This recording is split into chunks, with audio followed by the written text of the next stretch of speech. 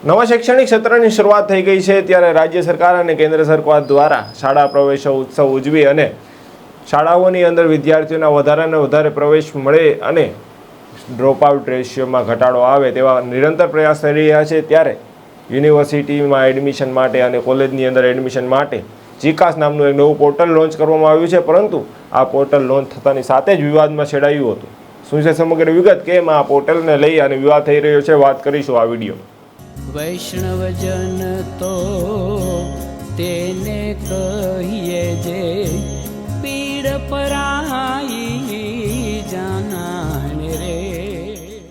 નમસ્કાર, નવજીવન ન્યૂઝમાં આપનું સ્વાગત છે। હું છું આપની સાથે ભાર્ગવ મકવાણા। વડોદરાની MS યુનિવર્સિટીમાં M.Com.ના પહેલા સત્રમાં પ્રવેશની કાર્યવાહી સરકારના જીકાસ પોર્ટલ થકી થઈ છે અને પહેલી વખત એવું બન્યું છે કે M.Com.ના પહેલા રાઉન્ડના પ્રવેશ બાદ 1250 જેટલી બેઠકો પૈકી માંડ 25% બેઠકો પર પણ જ વિદ્યાર્થીઓએ ફી ભરી છે। સામાન્ય રીતે M.Com.ના પ્રવેશ માટે પડાપડી થતી હોય છે। M.Com.ના account and commerce and business management જેવા વિષયોમાં તો પ્રવેશ માટે મેરિટ પણ ઊંચું જતું હોય છે। જો કે આ વર્ષે જીકાસ પોર્ટલ થકી M.Com.ના પ્રવેશ થયા છે।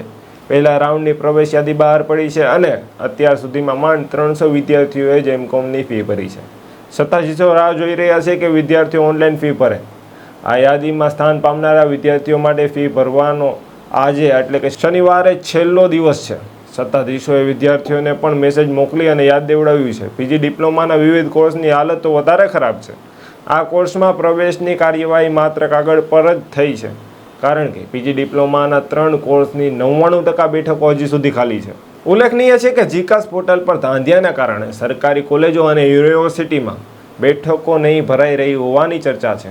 આર્ટ્સ ફેકલ્ટીમાં પણ પહેલા પ્રવેશ રાઉન્ડના અંતે 450 બેઠકો જ ભરાઈ છે। આર્ટ્સ, કોમર્સ અને સાયન્સ FYની કુલ મળી અને 3200 જેટલી બેઠકો ખાલી રહી છે, જે બીજા રાઉન્ડમાં પ્રવેશ આપવા માટે કાર્યવાહી હાથ ધરવામાં આવશે। સાયન્સ ફેકલ્ટીએ પહેલા રાઉન્ડની પ્રવેશ કાર્યવાહી બાદ આજે જીકાસ પોર્ટલ પર એપ્લિકેશન કરનાર વિદ્યાર્થીઓને ઓન ધ સ્પોટ એડમિશન આપ્યા છે અને આજે 138 વિદ્યાર્થીઓએ ફી ભરી હતી। હજી બહારગામના વિદ્યાર્થીઓનું ઓનલાઈન કાઉન્સેલિંગ ચાલી રહ્યું છે, જેમને આવતીકાલે પ્રવેશ મળે તેવી શક્યતાઓ છે।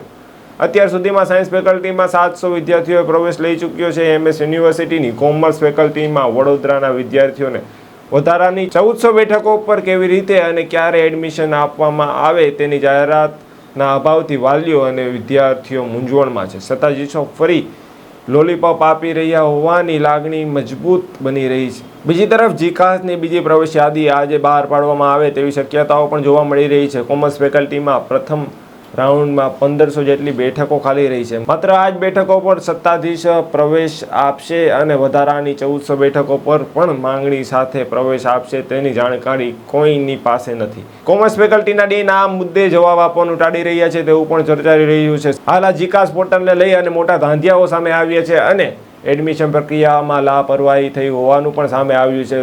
મળતી માહિતી મુજબ યુનિવર્સિટીની અંદર 20% એડમિશન થયા છે અને 80% એડમિશન બાકી છે। ગુજરાત યુનિવર્સિટીની વાત કરવામાં આવે તો 55,000 જેટલા એડમિશનોની બેઠકો હજી સુધી ખાલી છે, પરંતુ જીકાસ પોર્ટલનું પોર્ટલ બંધ કરી દેવામાં આવ્યું છે। તેથી વિદ્યાર્થીઓને હવે પ્રવેશ આપવો કેવી રીતે તે પણ એક ચર્ચાનો વિષય છે। ત્યારે અધ્યાપકો અને આચાર્યોની બેઠક મળી હતી અને તેમાં નિર્ણય લેવામાં આવ્યો હતો કે જીકાસ પોર્ટલ પર એડમિશન ફરી એક વખત શરૂ કરવામાં આવે તેવી તેઓ માંગણી કરી રહ્યા છે અને ત્યારબાદ 2 રાઉન્ડ પડે અને ત્યારબાદ જો બેઠકો ખાલી રહે તો ઓફલાઈન પ્રક્રિયા પણ કરવામાં આવે, કેમ કે 20% એડમિશન સાથે સત્ર કઈ રીતે શરૂ કરવું તે પણ એક પ્રશ્ન છે। કેમ કે શાળા અને કોલેજો પૂરી કરી UG, PG અને PhD જેવા કોર્સમાં પ્રવેશ માટે વિદ્યાર્થીઓ રાહ જોઈ રહ્યા છે, પરંતુ હજી સુધી જીકાસ પોર્ટલની અંદર તેઓને પ્રવેશ મળ્યો નથી। 20% એડમિશન થયા છે અને 80% વિદ્યાર્થીઓ હજી સુધી પ્રવેશથી વંચિત રહ્યા છે। ત્યારે આ વિદ્યાર્થીઓની, આ અધ્યાપકોની અને આ આચાર્યોની સરકાર સાંભળે છે અને જીકાસ પોર્ટલની અંદર ફરી એડમિશન શરૂ કરે છે અથવા તો કોઈ વૈકલ્પિક વ્યવસ્થા બહાર પાડે છે કે કેમ તે હવે જોવું રહ્યું। જો આપને આવા સમાચારો અને અહેવાલો પસંદ આવતા હોય તો નવજીવન ન્યૂઝની આ ચેનલને લાઇક, સબસ્ક્રાઇબ અને શેર કરવાનું ભૂલશો નહીં। નમસ્કાર। વૈષ્ણવજન તો તેને કહીએ જે પીડ પરાઈ